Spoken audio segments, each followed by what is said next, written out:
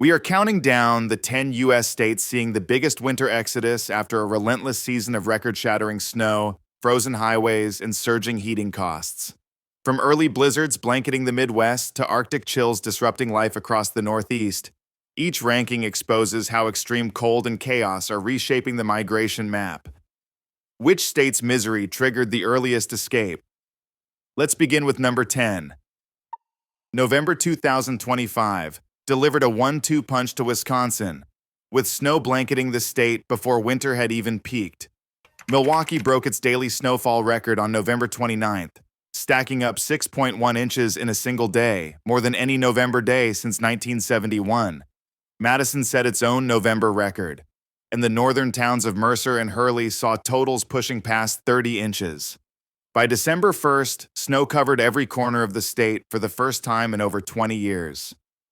Power outages from heavy, wet snow and gusty winds left thousands scrambling for heat just as temperatures dropped. For many young families, the season's rough start was enough to spark early conversations about moving, with some realtors reporting the first hints of a winter-driven exodus. Interstate 89 ground to a halt more than once before Christmas, with snow and ice shutting down key stretches for days at a time. Ambulances were rerouted, medicine deliveries were delayed, and rural clinics were left waiting for resupply. In Chittenden County, the health director described seniors cut off in their homes, some relying on neighbors for basic needs when plows could not get through. Burlington logged its longest below-normal temperature streak in over a decade, while weekly nor'easters battered the region. For families already worried about aging parents or medical emergencies, the prospect of another winter like this one is driving hard conversations about whether to stay. Heating oil deliveries along Maine's coast slowed to a crawl as persistent storms battered the region. Ferry delays left island communities waiting days for fuel, while Portland shivered through 28 straight days below freezing. In northern counties, snow totals hit new records, pushing heating oil demand up 22% over last year. Distributors struggled to keep up, and some households were forced to ration supplies. The strain reached beyond homes. Tourism operators reported a wave of cancellations as families weighed another season of travel disruptions. For many, the squeeze on basic necessities made the long winter feel even colder. Mid-January brought wind chills below minus 40 degrees across North Dakota, halting work in the fields and on the oil rigs. Tractors and combines froze solid overnight, leaving farmers scrambling to salvage equipment before the next deep freeze. In Williston, oilfield operations slowed as hydraulic lines and pumps failed in the relentless cold. Utility companies issued peak load alerts, warning that the grid was running at capacity and that rolling outages were possible if the cold held. OSHA logs recorded a spike in frostbite and hypothermia cases as crews struggled to keep up with repairs and basic operations. For many in North Dakota, the question became not just how to heat their homes, but whether it was safe or even possible to keep working at all. The industrial backbone of the state began to buckle under the weight of a winter that refused to let up. In Minnesota, the season's relentless pattern has left families running on empty. Since November, the Twin Cities have logged more major snowstorms than in any recent winter, with each storm bringing fresh rounds of school closures and canceled commutes. By late January, over a foot of new snow had blanketed Minneapolis and St. Paul, and sub-zero mornings became the rule rather than the exception. Public works crews struggled to keep up as highways clogged and side streets vanished under drifts. Parents scrambled to juggle remote work and childcare while schools were shuttered for days at a time. For many, the exhaustion is starting to outweigh the familiar rhythms of winter.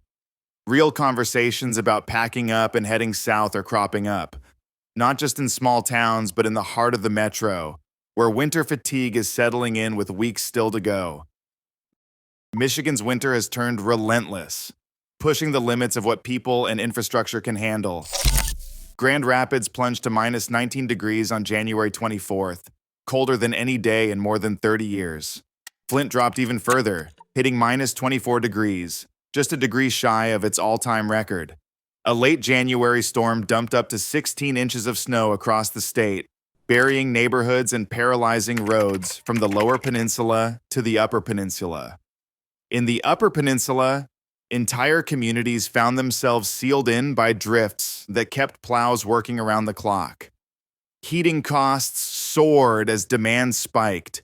With families facing bills that climbed higher each week, the deep freeze held on. For many, the question is no longer how to get through the winter, but whether to stick around for another one like this. A late January snowstorm swept across Pennsylvania, dumping 1 to 2 feet of snow and bringing the state's main arteries to a standstill. In New Bethlehem, plows struggled to keep up as 23 inches fell in a single event, stranding drivers and halting local businesses for days. Interstate 80, a critical freight corridor, saw repeated closures as jackknife trucks and drifting snow blocked passage, leaving shipments delayed from the Ohio border to the Delaware River. In Philadelphia, the city recorded its heaviest snowfall in 5 years, paralyzing transit and forcing schools and offices to shutter.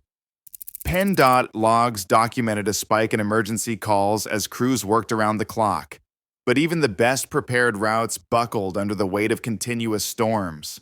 For communities tied to just-in-time deliveries, a single storm exposed just how quickly commerce and daily life can grind to a halt when the roads disappear beneath the snow. Alaska's winter has taken a different turn. While the lower 48 states battle relentless snow, south-central Alaska is facing an unusual dry spell. Snowtel sites that track snow water content have measured some of the lowest early January readings in years. For many remote communities, this dryness is as threatening as any blizzard. Barges and small planes, already stretched by high demand, are forced to carry in more water and fuel as local supplies run thin. Import costs have climbed sharply, with the Alaska Import Index up 15% compared to last winter. In the far north, climate monitors noted a brief thaw in Grise Fjord, with temperatures nudging above freezing for a single day in January, a rare event at this latitude. Meanwhile, Juneau shivered through a December that stayed well below the usual average, compounding the stress on families already paying more for basic goods. In Alaska, the story is not just about cold, but about the growing fragility of life at the edge of the map. Winds tore across Montana in December, slamming the plains with gusts strong enough to rip metal siding from barns and snap fence posts like twigs.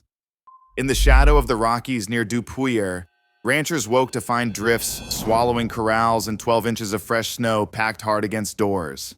One rancher, counting losses after a single night, found cattle scattered and a quarter-mile of fencing flattened by wind sheared off at 80 miles per hour.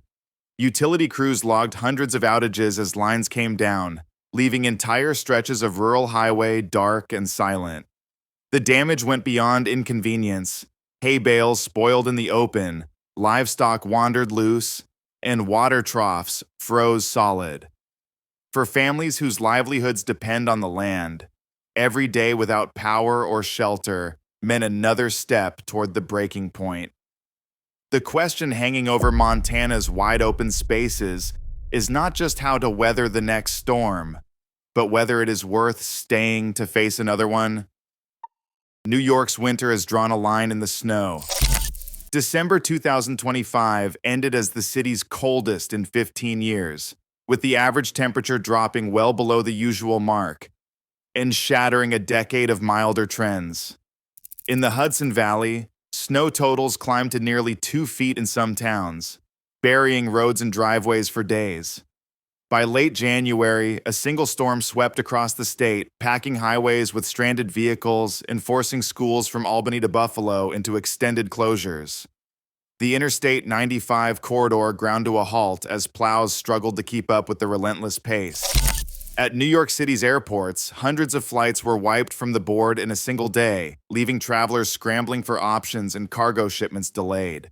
The city's real estate agents fielded a surge of calls from residents asking about listing their homes. Many cited the cold, the snow, and the mounting costs of simply staying warm. Heating bills spiked as heating systems ran overtime, and families weighed whether to hold out or join the steady trickle of neighbors heading south. The scale of disruption stretched from city blocks to rural hamlets, uniting New Yorkers in a rare moment of shared exhaustion. With winter only halfway through, the question echoing from the Bronx to Buffalo is no longer when relief will come, but how many will choose to wait for it. Across all 10 states, one pattern stands out. When extreme winters collide with rising costs and infrastructure strain, migration accelerates. Climate is not just changing temperatures, it is redrawing the American map. Today, weather is no longer a background factor. It is a force shaping where and how we live. Share your thoughts below.